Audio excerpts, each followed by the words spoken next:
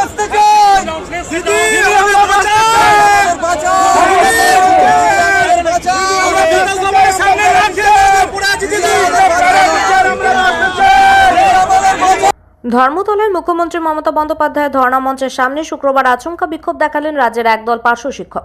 স্থায়ীকরণ এবং বেতন বৃদ্ধির দাবিতে প্ল্যাকার্ড হাতে তারা মুখ্যমন্ত্রীর দৃষ্টি আকর্ষণের চেষ্টা করেন। এই আকস্মিক বিক্ষোভে মুখ্যমন্ত্রী চরম ক্ষুব্ধ হন। তিনি বিক্ষোভকারীদের কড়া ভাষায় ভর্ৎসনা করে বলেন, এটা সময় নয়, মানুষ মরছে, রাজনীতি করবেন না, বিজেপির কথায় এসব করবেন না। এরপরই তিনি পুলিশকে পরিস্থিতি নিয়ন্ত্রণের নির্দেশ দেয়। মুখ্যমন্ত্রীর নির্দেশের পর পুলিশ দ্রুত পদক্ষেপ নিয়ে 3 জন আন্দোলনকারী পার্শ্ব শিক্ষককে গ্রেপ্তার করে।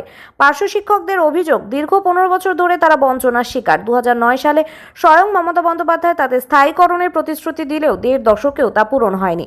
এছাড়া 2024 সালে শিক্ষা দপ্তর থেকে পাঠানো বেতন বৃদ্ধির ফাইলটিও নবান্নে আটকে রয়েছে। এদিনের এই ধরপাকড় এবং মুখ্যমন্ত্রীর আচরণ আন্দোলনকারী পার্শ্ব শিক্ষকদের মধ্যে ক্ষোভ আরও বাড়িয়ে তুলেছে।